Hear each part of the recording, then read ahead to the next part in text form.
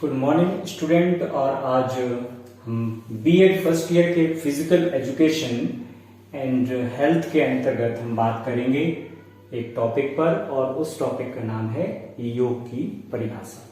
ठीक है, definition of yoga. तो बहुत सारे धार्मिक ग्रंथों में भी और अन्य विद्वान व्यक्तियों के द्वारा भी योग की परिभाषाओं को देने का काम किया गया है। उनके बारे में ही हम संक्षेप में चर्चा करेंगे। तो सबसे पहले हम बात करेंगे पातंजल योग दर्शन की, और जिसमें बताया गया है कि योगः चित्त वृत्ति निरोधा। महर्षि पतंजलि ने योग सूत्र नाम से एक ग्रंथ की रचना की थी, और जिसमें योग के बारे में चर्चा की गई है। उसमें कहा गया है योगः चित्त वृत्ति निरोधा, अर्थात चित्त के ऊपर नियंत्रण पाने की प्रक्रिया का नाम योग है। ऐसी प्रक्रिया या क्रिया जिसको करने के बाद व्यक्ति का अपने तन और मन दोनों पर नियंत्रण स्थापित हो जाता है, उसे ही योग कहा जाता है। अर्थात योग के द्वारा ना सिर्फ हम अपने शरीर को ही कंट्रोल करते हैं। कंट्रोल करने से मतलब ये नहीं है कि आप उसे बांध देते हैं, नहीं, शरीर तो पूरी तरह से स्वतंत्र होता है, लेकिन उसमें आने वाले सभी विचारों को पूर्ण रूप से नियंत्रित और वातावरण के प्रति अनुकूलित किया जाता है योग के द्वारा। शरीर को निरोगी बनाने का काम और मन को भी निरोगी बनाने का काम योग के द्वारा होता है, क्योंकि जैसा हमारा मन विचार करता है, जैसे हमारे मन में विचार आते हैं, वैसा ही कार्य हमारा शरीर करता है। तो मन को नियंत्रित करना आवश्यक है।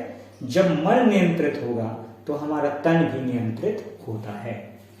तो दूसरी बात, विष्णु पुराण में भी इसके बारे में चर्चा की गई है।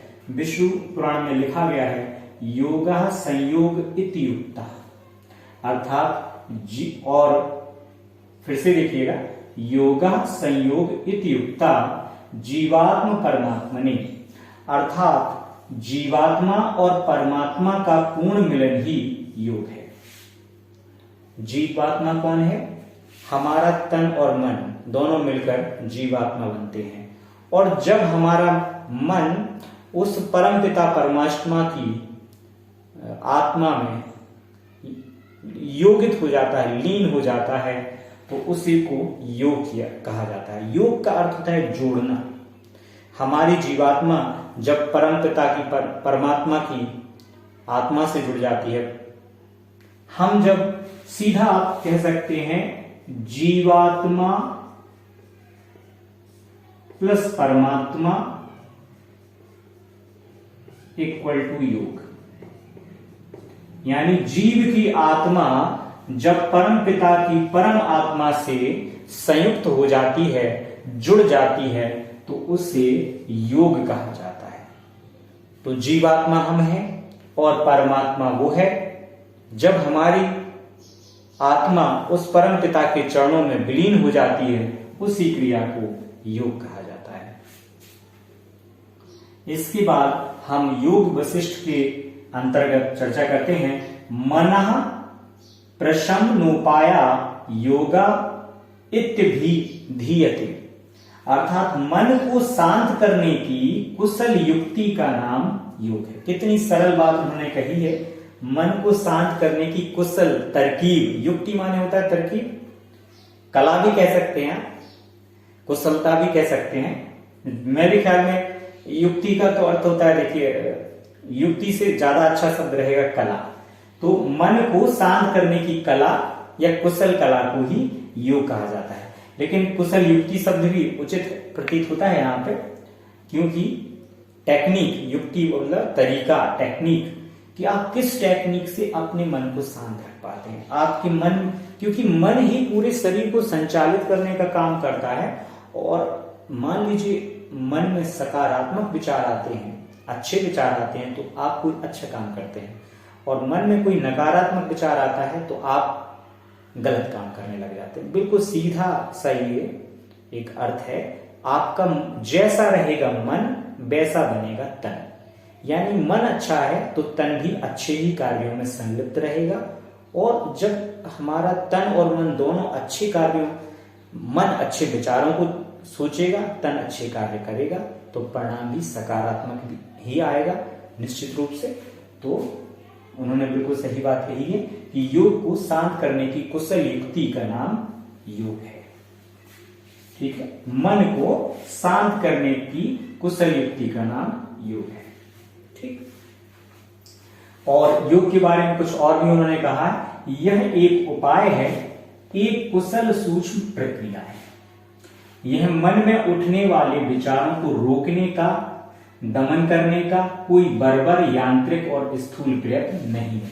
देखिए कितना उन्होंने सरल भाषा में बात की है कि यह मन में उठने वाले विचारों को रोकता नहीं है योग, उनका किसी भी प्रकार से दमन नहीं करता है, ना बर्बर तरीके से, ना किसी आंतरिक तरीके से, ना किसी स्थूल तरीके से। यानी मन में उठने वाले विचारों को रोका नहीं जाता है, बल्कि विचारों को आने दिया जाता है और विचारों को बहने दिया जाता है, उसको उस पर प्रतिबंध नहीं लगाते हैं, क्योंकि हमारा शरीर उसी विचार पर रिएक्ट करता है जिसको हम रोक लेते हैं। जैसे किसी नदी पर, बहती हुई नदी पर कोई डैम बना दिया जाए, तो बहता हुआ पानी तो अपनी गति से बह रहा था, आपने उस पर क्या बॉर्डर बना दिया, तो उसकी सरलता में कमी हो गई। योग क्या करता है, इस पानी को बहने देता है। आप विचारों को बहने दीजिए, उनको रोकिए मत, क्योंकि रोकने से ही सारी समस्याएं उत्पन्न होती हैं। आप उसको नैसर्गिक तरीके से बहने दीजिए।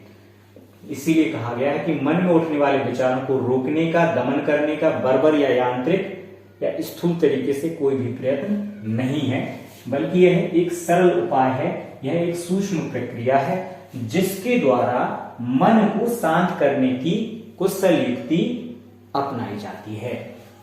भगवत गीता के अनुसार आप देखें योग की परिभाषा, युक्ताहारा विहारस्य युक्तये चेष्टस्य कर्मेषु युक्त स्वप्न बाबोधस्य योगो भवति दुःखः।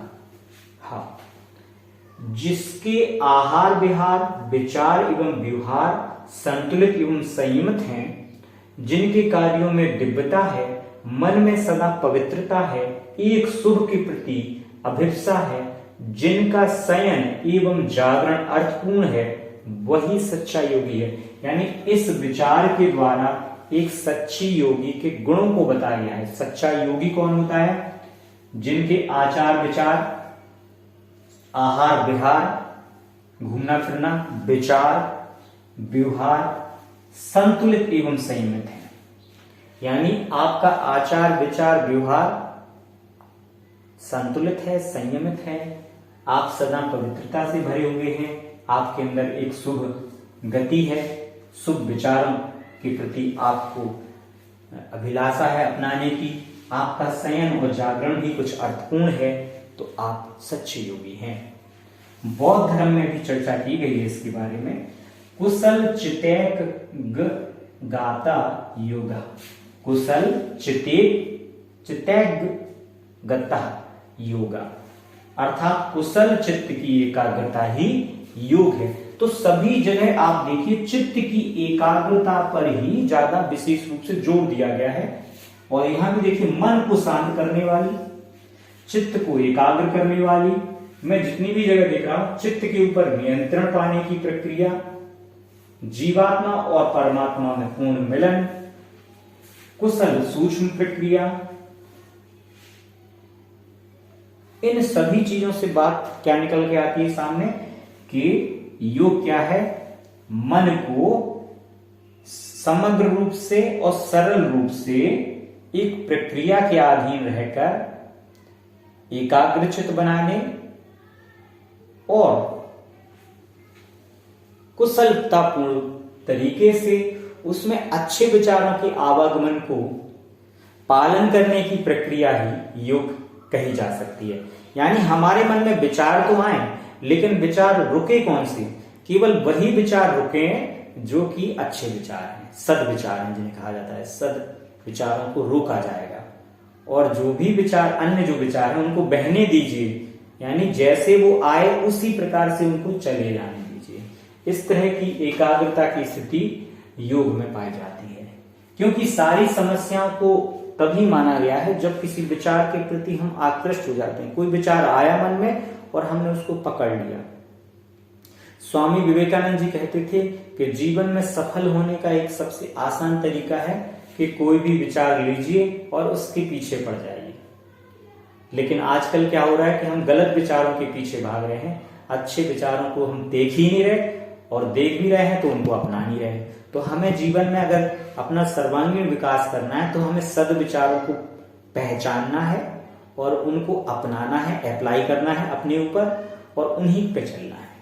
तभी वास्तव में वही स्थिति योग है। आपका तन और मन स्वस्थ हो और मन में अच्छे विचार आए और अच्छे विचारों को आप अपना के अपने जीवन में आगे बढ़ें, यही योग है। ठीक है, योग केवल शरीर को स्वस्थ रखने की कला नहीं है, बल्कि यह तन और मन दोनों को ही स्वस्थ रखने की कला और विज्ञान दोनों माना जाता है। ठीक है।